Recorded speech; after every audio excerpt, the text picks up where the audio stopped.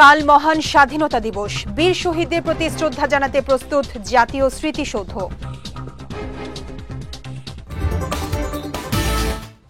স্বাধীন দেশে এখনো ন্যায়ভিত্তিক সমাজ প্রতিষ্ঠা করা সম্ভব হয়নি, মন্তব্য প্রধান উপদেষ্টার।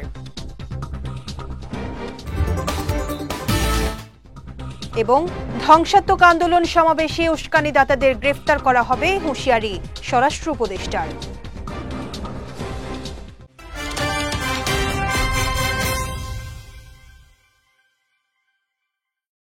আসসালামু আলাইকুম।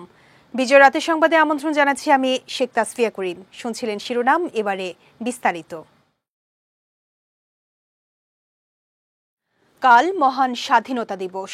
বীর শহীদদের প্রতি শ্রদ্ধা জানাতে প্রস্তুত সাভারের জাতীয় স্মৃতিসৌধ। উদযাপন নির্বিঘ্ন করতে নেওয়া হয়েছে কয়েক স্তরের নিরাপত্তা ব্যবস্থা। যথাযথ মর্যাদায় দিবসটি উদযাপনে এরই মধ্যে শেষ হয়েছে স্মৃতিসৌধের সৌন্দর্য বর্ধনের কাজ। সাভারের আশুলিয়া প্রতিনিধি মোহাম্মদ সোহেল হোসেনের পাঠানো তথ্যচিত্রে বিস্তারিত মাহমুদুর রহমানের ডেস্ক রিপোর্টে। মহান স্বাধীনতা দিবসে জাতির বীর সেনানীদের শ্রদ্ধা জানাতে প্রস্তুত সমগ্র জাতি। সেই সঙ্গে ২৬শে মার্চ উদযাপনের সকল প্রস্তুতি সম্পন্ন করেছে সাভার গণপূর্ত বিভাগ। এরই ধারাবাহিকতায় ইতোমধ্যে ৮৪ একর সৌধ চত্বরে সৌন্দর্য বর্ধনের কাজ শেষ হয়েছে। সৌধের প্রধান ফটক থেকে শহীদ বেদি পর্যন্ত পায়ে চলার হেরিংবন সেজেছে রং তুলির আঁচড়ে। এছাড়া সৌধ মিনার পর্যন্ত বাহারি ফুলের আভায় তৈরি করা হয়েছে বাগান। এ যেন লাল সবুজের এক টুকরো বাংলাদেশ। রাস্তাঘাটের কাজকাম, রাস্তা পরিষ্কার করা, রং দেওয়া, ধোয়া মোছা, এগুলো কাজ চলতেছে ১ মাস যাবত। কাজ প্রায় শেষ। ২৬শে মার্চ উপলক্ষে এটা সবার জাতীয় স্মৃতিসৌধে আমরা এখন ফুলের কাজ করতেছি। এখানে রাষ্ট্রের প্রধানেরা আসবে ফুলের শ্রদ্ধা জানানোর জন্য, এবং দেশে এবং দেশের বাহিরের অনেকেই আসবে, তারা যেন দেখে ভালো বলে, এই জন্য আমরা ফুলের কাজ করতেছি এবং বিভিন্ন পরিষ্কার পরিচ্ছন্নতার কাজও চলতেছে। প্রধান উপদেষ্টা, বিভিন্ন উপদেষ্টারা আসবে, বাইরে থেকে অতিথিরাও আসবে, তার জন্য তারা এসে এখানে শহীদদের প্রতি শ্রদ্ধা জানাবে, তার জন্য কাজ করা হচ্ছে, পরিষ্কার করা হচ্ছে। দীর্ঘদিন আমরা রং কাজ করি, এখানে রং তুলি কাজ করে সাজাই করে যাতে সুন্দর হয়। দিবসটি উপলক্ষে ৯ম পদাতিক ডিভিশনের তত্ত্বাবধানে সেনাবাহিনীর একটি চৌকস দল মোটরসাইকেল শোভাযাত্রার অনুশীলন সম্পন্ন করেছে। এছাড়া শহীদ বেদির সামনে গার্ড অব অনার সহ বিউগল অনুশীলনও শেষ করেছে সশস্ত্র বাহিনী। এদিকে রাষ্ট্রপতি, প্রধান উপদেষ্টা এবং সাধারণ মানুষের শ্রদ্ধা নিবেদনের জন্য স্মৃতিসৌধ পুরোপুরি প্রস্তুত বলে জানিয়েছে গণপূর্ত বিভাগ। ২৬শে মার্চ মহান স্বাধীনতা জাতীয় দিবসে মহামান্য রাষ্ট্রপতি, মাননীয় প্রধান উপদেষ্টা, মাননীয় উপদেষ্টা মণ্ডলী, বিদেশি কূটনীতিক সহ লক্ষ লক্ষ জনতা সাভার স্মৃতিসৌধে বীর শহীদদের সম্মানে পুষ্পস্তবক অর্পণ করবেন। সে লক্ষ্যে আমরা গণপূর্ত অধিদপ্তরের পক্ষ থেকে পুরো স্মৃতিসৌধ কমপ্লেক্সকে ধুয়ে মুছে পরিষ্কার পরিপাটি করা, ফুল দিয়ে সাজানো, রং তুলির কাজ, সিসি ক্যামেরা স্থাপন, লেক সংস্কার সহ সকল কার্যক্রম সম্পূর্ণ করেছি। অন্যদিকে গোটা সৌধ এলাকাকে নিরাপত্তার চাদরে ঢেকে দেওয়া হয়েছে বলে জানিয়েছেন এ পুলিশ কর্মকর্তা। আমরা সিদ্ধান্ত নিয়েছি, আমরা ২৬শে মার্চের ভোর ৫টা থেকে সকাল ৭:৩০ পর্যন্ত আমরা এই জাতীয় যে আমাদের দিবসটি আসতেছে, আমরা সাভার স্মৃতিসৌধ এলাকা একদম আমিনবাজার থেকে গণস্বাস্থ্য কেন্দ্র পুরোটা আমরা নিরাপত্তা চাদর ঢেকে ফেলবো। ১২টি সেক্টরে আমাদের এখানে প্রায় ৩৫০০ পুলিশ কাজ করবে, পোশাকে এবং ট্রাফিকে, পিকেটিংয়ে, রুট লাইনিং, রুফটপ। দীর্ঘ ১৪ দিন দর্শনার্থীদের প্রবেশাধিকার বন্ধ থাকার পর ২৬শে মার্চ মহান স্বাধীনতা দিবসে রাষ্ট্রপতি ও প্রধান উপদেষ্টার শ্রদ্ধা নিবেদনের পর সর্বসাধারণের জন্য উন্মুক্ত করে দেওয়া হবে সৌধ চত্বর। বিজয় টিভি নিউজ ডেস্ক।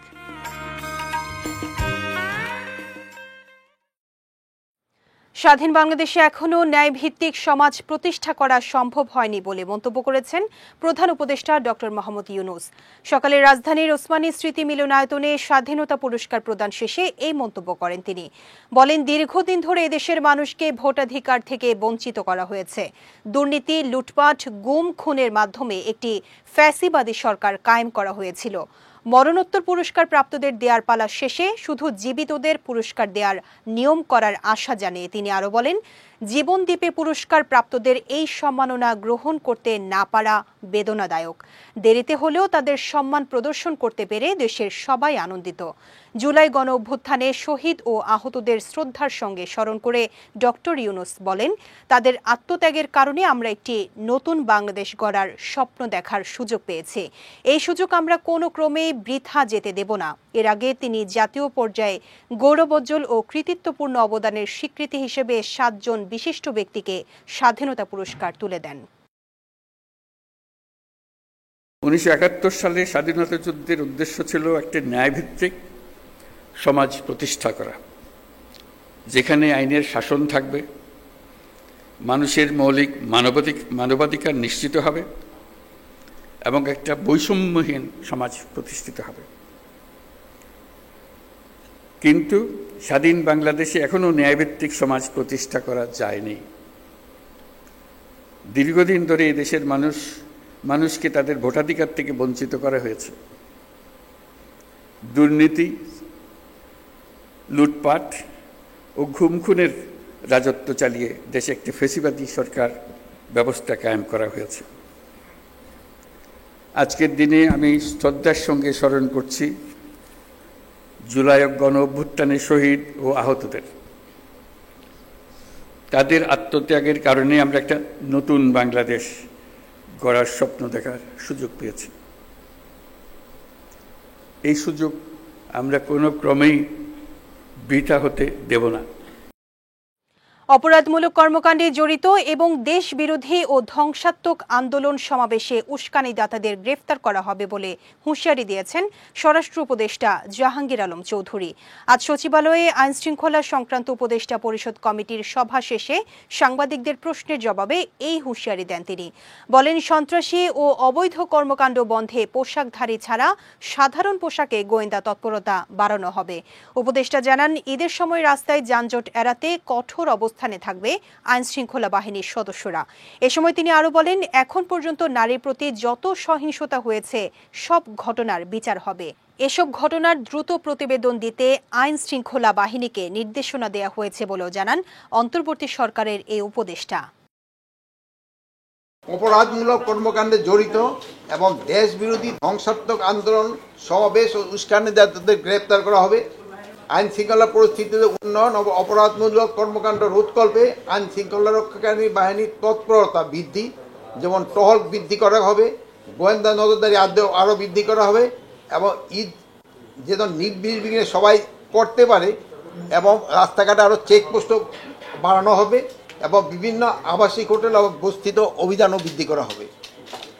আসন্ন ঈদ উল ফিতর প্রাক্কালে দেশের সার্বিক আইনশৃঙ্খলা পরিস্থিতি স্বাভাবিক রাখার লক্ষ্যে স্বরাষ্ট্র মন্ত্রণালয় কর্তৃক অলরেডি আমরা কতগুলি একগুচ্ছ তাদের একটা নির্দেশনা আমরা দিয়েছি। ঈদের সময় সার্বিক আইনশৃঙ্খলা রক্ষার পাশাপাশি সড়কের শৃঙ্খলা রক্ষায়ও পুলিশ অধিদপ্তর এবং প্রয়োজনীয় অন্যান্য আইনশৃঙ্খলা রক্ষা বাহিনী কর্তৃক কন্ট্রোল রুম স্থাপন করা হয়েছে এবং সকল কন্ট্রোল রুম স্বরাষ্ট্র মন্ত্রণালয়ের কেন্দ্রীয় জয়েন্ট অপারেশন সেন্টারের সাথে যোগাযোগ রক্ষা করা হবে। কারখানা শ্রমিকদের বেতন ভাতা আগামী 27 মার্চের মধ্যে পরিশোধ করা না হলে কারখানা মালিকের বিরুদ্ধে আইনি পদক্ষেপ নেওয়া হবে বলে হুঁশিয়ারি দিয়েছেন শ্রম ও কর্মসংস্থান মন্ত্রণালয়ের উপদেষ্টা ডক্টর এম সাখাওয়াত হোসেন। বিকেলে সচিবালয়ে আয়োজিত এক সংবাদ সম্মেলনে তিনি এই হুঁশিয়ারি দেন। বলেন, বাড়ি গাড়ি বিক্রি করে হলেও শ্রমিকদের বেতন ভাতা দিতে হবে। পরিশোধ করা না হলে কঠোর ব্যবস্থা সহ মালিকরা বিদেশে যেতে পারবে না বলে নির্দেশনা দেওয়া হয়েছে। এ সময় শ্রমিক অধিকার নিশ্চিত করতে না পারলে বাংলাদেশের বিরুদ্ধে মার্চের মধ্যে ILO মামলা করবে বলে জানান শ্রম ও কর্মসংস্থান মন্ত্রণালয়ের উপদেষ্টা ডক্টর এম সাখাওয়াত হোসেন।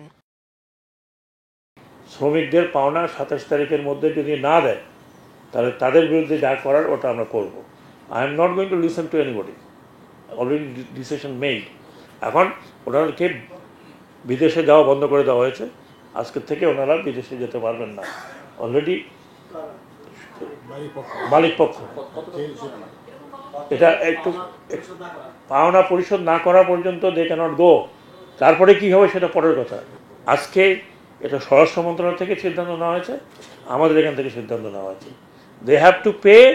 কোথার থেকে পে করবে দ্যাট ইজ দেয়ার বন্দোবস্ত। গাড়ি বিক্রি করো না বাড়ি বিক্রি করো, জমি বিক্রি করো, কোনো শ্রমিকের বেতন খালি রাখতে পারবে না। আগামীকাল রাতে প্রথম দ্বিপাক্ষিক সফরে চীন যাচ্ছেন প্রধান উপদেষ্টা ডক্টর মোহাম্মদ ইউনূস। চীনা প্রেসিডেন্ট শি জিনপিং এর সঙ্গে বৈঠকে তিস্তা সহ নদী ব্যবস্থাপনা নিয়ে আলোচনা হতে পারে। দুপুরে মন্ত্রণালয়ে পররাষ্ট্র সচিব আরও জানান, বেইজিং এর সঙ্গে মানব সম্পদ, অর্থনৈতিক, গণমাধ্যম, বিনিয়োগ ও স্বাস্থ্য নিয়ে সমঝোতা স্মারক ও চুক্তি সইয়ের আশা করছে ঢাকা। চীন থেকে ফিরে বিমস্টেক শীর্ষ সম্মেলনে যোগ দিতে ৩ এপ্রিল ব্যাংকক যাবেন প্রধান উপদেষ্টা। এবারের সম্মেলনে সভাপতির দায়িত্ব গ্রহণ করবে বাংলাদেশ। সে সময় সাইড লাইনে ভারতের প্রধানমন্ত্রী নরেন্দ্র মোদীর সঙ্গে বৈঠকের সম্ভাবনা থাকলেও এখনও চূড়ান্ত হয়নি, এমনটাই জানিয়েছেন পররাষ্ট্র সচিব জসিমউদ্দিন। আসন্ন ঈদকে সামনে রেখে ডিএমপির পক্ষ থেকে চুরি ছিনতাই রোধে বিশেষ ব্যবস্থা নেওয়া হয়েছে। টহল বাড়ানোর পাশাপাশি মার্কেট এবং বাসাবাড়িতে নিরাপত্তা জোরদার করা হয়েছে বলে জানিয়েছেন ডিএমপির রমনা বিভাগের ডিসি মাসুদ আলম। রমনা থেকে গাড়ি চুরির আসামি গ্রেফতার নিয়ে সকালে সংবাদ সম্মেলনে এই কথা জানান তিনি। জানান, ৮ মার্চ টেস্ট ড্রাইভের কথা বলে একটি গাড়ি চুরি করে বুয়েটের সাবেক শিক্ষার্থী আহসান হাবিব মাসুম। শোরুম মালিককে অস্ত্র ঠেকিয়ে গাড়িটি ছিনতাই করে মাসুম। ২৪ মার্চ গাড়িটি উদ্ধারের সময়ও পুলিশকে লক্ষ্য করে গুলি করে সে। গ্রেফতারকৃত মাসুম পেশায় ইঞ্জিনিয়ার হলেও এর আগে একইভাবে একাধিক গাড়ি চুরি করেছে সে। মোবাইল ছিনতাইয়ের সঙ্গেও মাসুম জড়িত ছিল বলে জানান তিনি। আমাদের ঈদকে সামনে রেখে আমাদের ব্যাপক ডেপ্লয়মেন্ট এবং ব্যবস্থাপনা আছে। আমরা যেমন রাতের বেলা একটা করি যে চেকপোস্ট আছে, মানে এটা একেবারে ভিজিবল, কিন্তু চেকপোস্ট এবং টহল এবং ওই যে মোটর সাইকেল, যেটা আমরা মূলত প্রত্যেকটা থানায় কিন্তু 8টা 9টা করে মোটর সাইকেল দেওয়া আছে, যে এই মোটর সাইকেল নিয়ে আমাদের ওই সাব ইন্সপেক্টর, এএসআই বা কনস্টেবল তারা কিন্তু চষে বেড়াচ্ছে। আর এর পাশাপাশি এখন যেন ঈদকে সামনে রেখে আমাদের অক্সিলিয়ারি ফোর্স দিয়েছে। অক্সিলিয়ারি ফোর্সের পাশাপাশি আমাদের ফোর্সেরা কিন্তু ফুড পেট্রোলিং করতেছে প্রত্যেকটা মার্কেটের সামনে, এবং মার্কেট কেন্দ্রিক আর কি। তো এই মার্কেট কেন্দ্রিক আছে, আমরা চেষ্টা করতেছি আমাদের মতো করে যে সর্বোচ্চ শক্তি প্রয়োগ করে আমরা এটা ঠেকানোর চেষ্টা করছি। নির্বাচন পেছানোর জন্য নতুন ষড়যন্ত্র চলছে উল্লেখ করে বিএনপি মহাসচিব মির্জা ফখরুল ইসলাম আলমগীর বলেছেন, গণতন্ত্রে ফিরতে নির্বাচন ছাড়া উপায় নেই, কিন্তু ভোট এড়িয়ে যাওয়ার চেষ্টা চলছে। দুপুরে মহান স্বাধীনতা দিবস উপলক্ষে আয়োজিত এক আলোচনা সভায় তিনি এসব কথা বলেন। মির্জা ফখরুল বলেন, ১৯৭১ সালের ২৫ মার্চ রাতে শেখ মুজিবুর রহমান পাকিস্তানের কাছে আত্মসমর্পণ করেন। তিনি জনগণকে অরক্ষিত রেখে কোনো দিক নির্দেশনা দেননি। আওয়ামী লীগ নেতারাও পালিয়ে যান। ২০২৪ সালেও তারা হেলিকপ্টারে করে ভারতে পালিয়ে গেছেন। অনেকেই মুক্তিযুদ্ধকে ভুলে যাওয়ার চেষ্টা করছেন মন্তব্য করে ফখরুল বলেন, পাকিস্তান গণহত্যার জন্য এখন পর্যন্ত ক্ষমা প্রার্থনা করেনি। এছাড়া যারা হত্যাযজ্ঞে সহযোগিতা করেছেন তারা এখন গলা ফুলিয়ে কথা বলছেন, কিন্তু ইতিহাসকে কেউ বিকৃত করতে পারবে না। নির্বাচনের কোনো বিকল্প নেই, কারণ নির্বাচনের মধ্য দিয়ে আমাদেরকে গণতন্ত্রে যেতে হবে। সেটাই হচ্ছে গেটওয়ে টু ডেমোক্রেসি। এই ডেমোক্রেসি ছাড়া আমরা মনে করি না যে আর কোনো সিস্টেম আছে যে সিস্টেম জনগণের কল্যাণ করতে পারে। কিন্তু আজকে নতুন করে ষড়যন্ত্র শুরু হয়েছে যেন এই প্রক্রিয়া পিছিয়ে যায়, বিলম্বিত হয়, অন্য কাউকে সাহায্য করা যায় এবং দেশে একটা নৈরাজ্য সৃষ্টি করা যায়। সেই কাজগুলো আজকে শুরু হয়েছে বন্ধুগণ। আপনারা নিশ্চয়ই লক্ষ্য করেছেন সোশ্যাল মিডিয়াতে কিছু নতুন নতুন, আমি বলি, কুতুব আবির্ভূত হয়েছে। তারা বাংলাদেশকে কোথায় নিয়ে যেতে চায় আমি জানি না। তাদের ভাষা, তাদের বাক্য, তাদের কথা, তাদের বক্তব্য সম্পূর্ণ বাংলাদেশকে একটা নৈরাজ্যের দিকে নিয়ে যেতে চায়। তারা গণতন্ত্রের দিকে নিতে চায় না বন্ধুগণ। মার্সেলের ডিজিটাল ক্যাম্পেইন সিজন 22 এর আওতায় মার্সেল ব্র্যান্ডের একটি ফ্রিজ কিনে 10 লাখ টাকা জিতে নিয়েছেন কুষ্টিয়ার মিরপুরের মিঠুন আলী। সম্প্রতি আলমডাঙ্গা উপজেলা পরিষদ মাঠে আনুষ্ঠানিকভাবে মিঠুন আলীর হাতে 10 লাখ টাকার চেক তুলে দেন মার্সেলের ব্র্যান্ড অ্যাম্বাসেডর ও জনপ্রিয় চিত্রনায়ক আমিন খান। এ সময় উপস্থিত ছিলেন মার্সেলের head of business Mohammad Motiur Rahman, Marcel distributor network south জোনের incharge Nurul Islam Rubel, brand manager Uddam Hossain Mridha সহ অনেকে। এবার জেলা সংবাদ।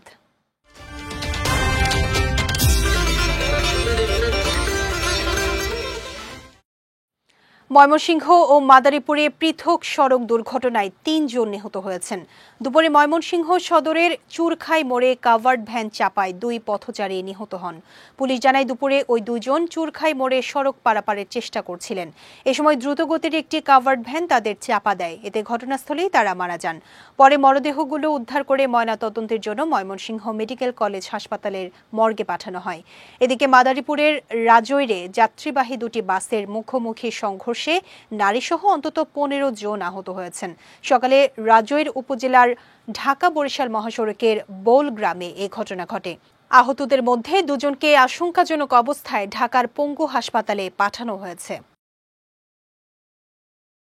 মেহেরপুরের গাংনীতে অবৈধভাবে অ্যালকোহল মজুত রাখার দায়ে নীলুফা ইয়াসমিন নামের এক হোমিও চিকিৎসককে গ্রেফতার করেছে মাদকদ্রব্য নিয়ন্ত্রণ অধিদপ্তরের টাস্কফোর্স। বিকেলে গোপন সংবাদের ভিত্তিতে অভিযান চালিয়ে গাংনী বাজার থেকে তাকে গ্রেফতার করা হয়। এ সময় তার দোকান থেকে ৬২ বোতল ও তার গ্রামের বাড়ি থেকে ১০৮২ বোতল অ্যালকোহল জব্দ করা হয়। বিষয়টি নিশ্চিত করে মেহেরপুর জেলা মাদকদ্রব্য নিয়ন্ত্রণ অধিদপ্তরের সহকারী পরিচালক মিজানুর রহমান জানান, নীলুফা ইয়াসমিন দীর্ঘদিন ধরে হোমিও চিকিৎসার আড়ালে অ্যালকোহল বিক্রি করত। এদিকে গাংনী থানার ভারপ্রাপ্ত কর্মকর্তা বানি ইসরায়েল জানিয়েছেন, মাদকদ্রব্য নিয়ন্ত্রণ অধিদপ্তরের দায়েরকৃত মামলায় নীলুফা ইয়াসমিনকে মেহেরপুর আদালতের মাধ্যমে কারাগারে পাঠানো হয়েছে। যাচ্ছি খেলার সংবাদে।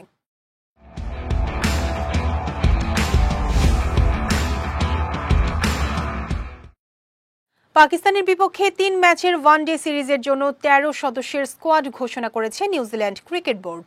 আইপিএলের কারণে টি-20 সিরিজের মতো ওয়ানডে সিরিজেও নেই Mitchell Santner, Devon Conway, Glenn Phillips, Lockie Ferguson ও রাচিন রবীন্দ্র। এছাড়া আইপিএলে ধারাভাষ্য দেয়া ও পিএসএলে ডাক পাওয়া কেইন উইলিয়ামসনও নেই এই সিরিজে। এদিকে ওয়ার্কলোড বিবেচনায় ওয়ানডে সিরিজে নেই কাইল জেমিসন, চোটের কারণে নেই ম্যাট হেনরিও। অন্যদিকে প্রথমবারের মতো নিউজিল্যান্ড জাতীয় দলে ডাক পেয়েছেন তরুণ ব্যাটার মোহাম্মদ আব্বাস। দলে আব্বাস ছাড়াও নতুন মুখ নিক কেলি। আগামী ২৯ মার্চ নেপিয়ারে মাঠে গড়াবে নিউজিল্যান্ড এবং পাকিস্তানের মধ্যকার ৩ ম্যাচের ওয়ানডে সিরিজের প্রথম ম্যাচ। ১৬ বছর পর আবারও ফুটবল বিশ্বকাপে দেখা যাবে নিউজিল্যান্ডকে। ২০২৬ বিশ্বকাপের অকল্যান্ডে ওশেনিয়া অঞ্চলের বাছাই পর্বের ফাইনালে নিউ ক্যালেডোনিয়াকে ৩-০ গোলে হারিয়ে ২০১০ সালের পর প্রথমবার বিশ্বকাপের টিকিট কেটেছে অল হোয়াইটসরা। গতকাল নটিংহাম ফরেস্টে খেলা দলের তারকা ফরওয়ার্ড ক্রিস উড চোট নিয়ে মাঠ ছাড়ার পর দ্বিতীয়ার্ধে ১৯ মিনিটের ব্যবধানে ৩ গোল করে বাজিমাত করে নিউজিল্যান্ড। এর মধ্য দিয়ে জাপানের পর দ্বিতীয় দল হিসেবে বাছাই পর্ব পেরিয়ে আগামী বিশ্বকাপে জায়গা করে নিল তারা।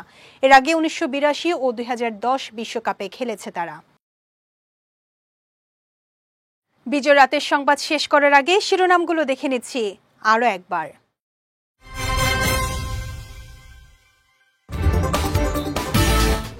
কাল মহান স্বাধীনতা দিবস, বীর শহীদদের প্রতি শ্রদ্ধা জানাতে প্রস্তুত জাতীয় স্মৃতিসৌধ।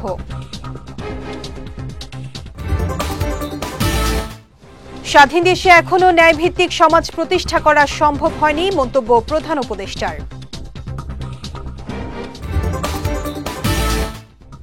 এবং ধ্বংসাত্মক আন্দোলন সমাবেশে উস্কানিদাতাদের গ্রেফতার করা হবে, হুঁশিয়ারি স্বরাষ্ট্র উপদেষ্টার।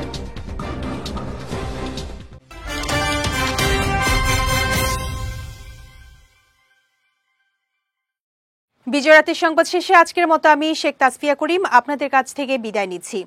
আগামীকাল একই সময়ে নতুন সব খবর দেখতে চোখ রাখুন বিজয় টিভিতে। এছাড়া আজকের বিজয় রাতের সংবাদের ভিডিও দেখতে পারেন আমাদের ইউটিউব এবং ফেসবুক পেজে। আমাদের ইউটিউব হলো youtube.com/BijayTVOfficial এবং আমাদের ফেসবুক পেজ হলো facebook.com/BijayTVLimited। এতক্ষণ সঙ্গে থাকার জন্য ধন্যবাদ সবাইকে।